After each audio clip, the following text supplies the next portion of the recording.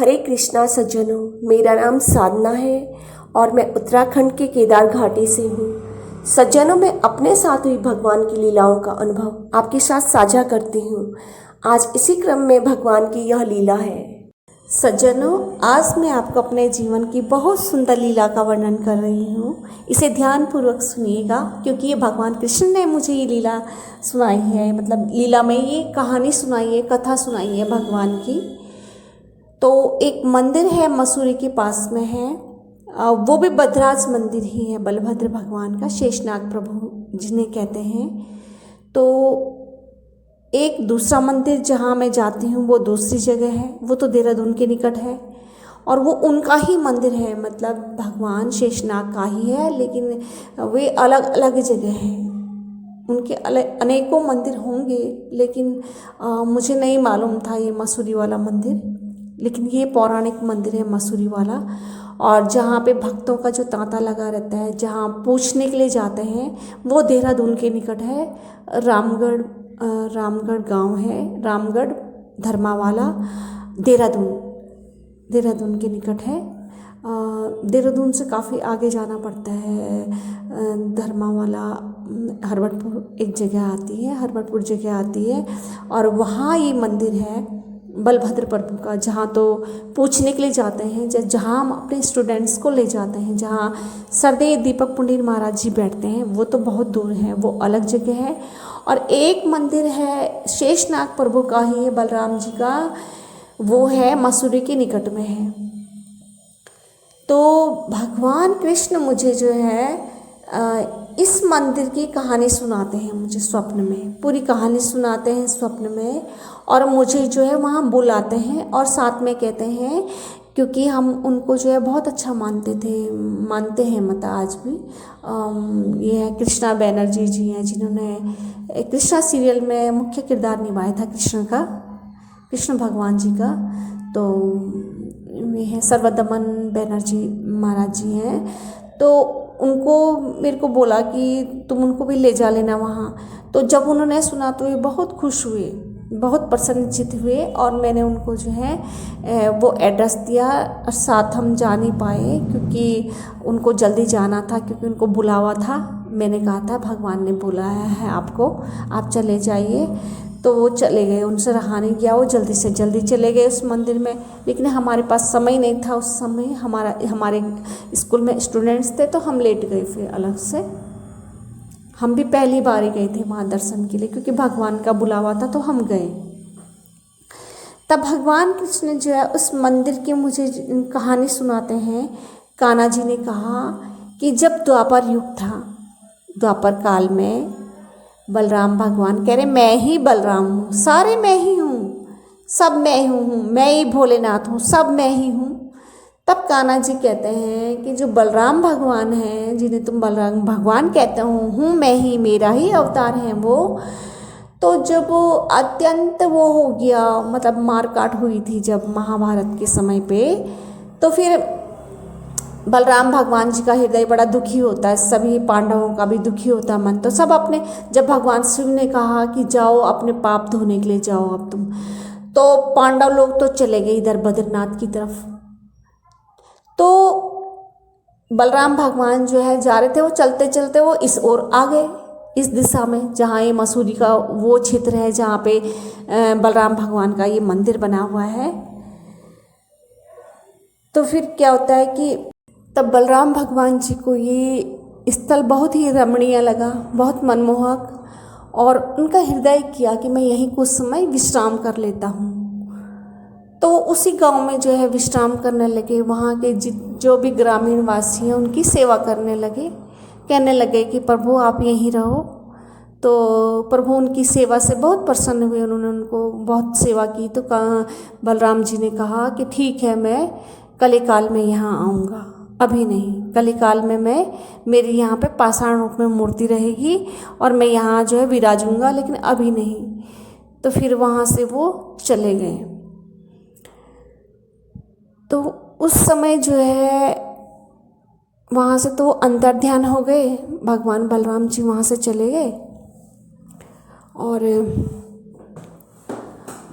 उसके बाद वे ग्रामीण जो है उनकी काफ़ी वो रहे, उनको याद कर रहे हैं। फिर अब कलिकाल आया तो कलिकाल में जो है उसी गांव के जो नंदू नाम की कोई ग्रामीण थे, तो वे चरवाहे थे, गायों को चराते थे।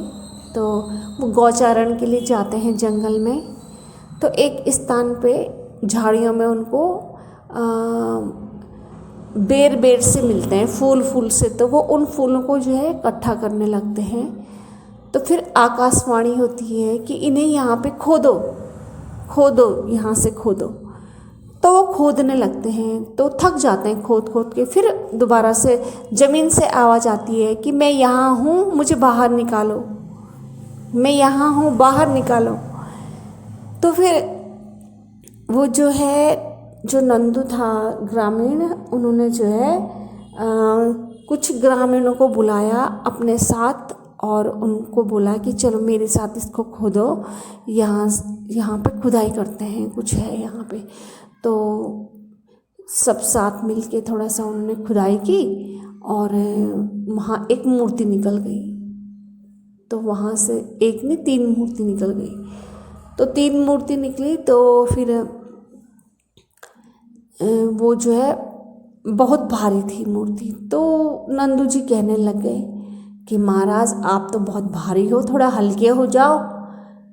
तो फिर उन्होंने कहा कि जहाँ पे मुझे रखना होगा मैं वहीं रहूँगा, और जहाँ पे उतरूँगा मैं, मतलब तुम्हारे सिर से जहाँ पे तुम उतारोगे मैं वहीं उसी स्थान पे रहूँगा, वही मेरा निवास होगा, और तुम जो है लेते चले जाओ मुझे।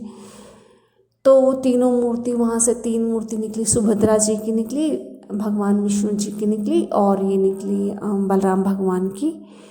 तो ये तीनों जो है मूर्तियाँ लेके चलने लगे, 2 उनके साथी, एक वो स्वयं नंद महाराज जी। तो वो मूर्ति लेके जा रहे थे और उन्हें थकान सी लग गई क्योंकि भारी थी मूर्ति। तो फिर उनको प्यास लग गई, तो उन्होंने कहा कि मुझे प्यास लग रही। तो फिर भगवान बलराम जी ने कहा कि थोड़ा वहाँ पे छिल दे अंगूठे से तो पानी निकल आएगा।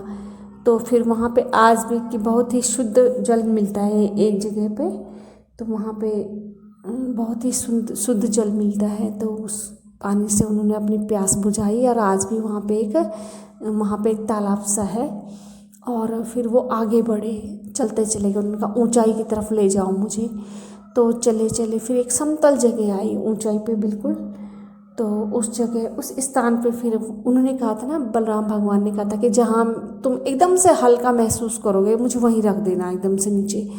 तो फिर जिस स्थान पे गए वहाँ पे बिल्कुल भगवान का वजन बिल्कुल 0 हो गया, शून्य, एकदम बिल्कुल हल्के हो गए। तब उन्होंने वो मंदिर, वो उस स्थान पे जो है उस मूर्ति को रख दिया, उन मूर्तियों को। तो उसी स्थान पे आज जो है ये बलभद्र भगवान का मंदिर है, और ये मूर्तियाँ वहाँ जो है उनके परिवारजन द्वारा स्थापित की गई, और उनके वंशज ही आज भी वहाँ पूजा करते हैं, पूजा अर्चना करते हैं। और वहाँ के पुजारी के पास जब ये बनर्जी महाराज जी बैठे तो उन्होंने बताया कि 250 वर्ष पहले जब यहाँ अंग्रेज़ों का राज था, तो पहले से ही नियम था ऐसे पूर्व काल से ही कि ये सबसे पहले जो गांव से दूध आता था गाय का, तो सबसे पहले इन मूर्तियों को ही चढ़ाया जाता था। तो फिर इससे अंग्रेज अधिकारी चिढ़ गए, उन्होंने कहा कि इनको नहीं हमें दोगे सबसे पहले वाला दूध, और तुम इन मूर्तियों को डालते हो, नहीं हमें दिया जाएगा आपसे। तो फिर उनके बीच कहा सुनी हो गई। तो फिर उस अंग्रेज अधिकारी ने उस मूर्ति के हाथ काट दिए, जो कि आप ये वीडियो में देख रहे हो। इस मूर्ति के हाथ कटे हुए हैं, जो भगवान बलराम जी की मूर्ति है, और आज इसको जो है कपड़े से ढका हुआ है। तो भगवान बलराम जी तो जरा सा भी किसी की दुष्टता सहन नहीं कर सकते हो, तो तुरंत फिर उसका परिणाम दे देते हैं भुगतने के लिए।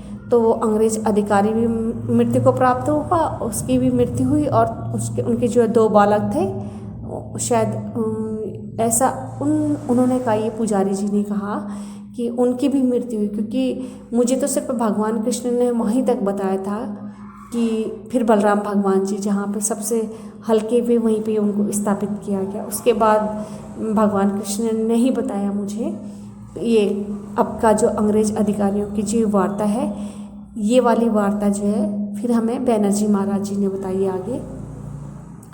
तो बैनर्जी जी ने कहा कि वहाँ के पुजारी जी ने कहा हमसे कि आज भी जो अंग्रेज की जो वो अंग्रेज अधिकारी जिसकी मृत्यु हुई, उसके 2 बालक थे, उनकी भी मृत्यु हुई उसी दिन ही हो गई। फिर तो जिस किसी पत्थर पे वहाँ पे जो है आज भी कुछ लिखा हुआ है उन अंग्रेज अधिकारी की पत्नी के द्वारा कि ये बिल्कुल सत्य है, और यहाँ कुछ मतलब पावर रहती है गॉड की, यहाँ पे सुप्रीम पावर रहती है, सत्य है ये सब घटनाएं।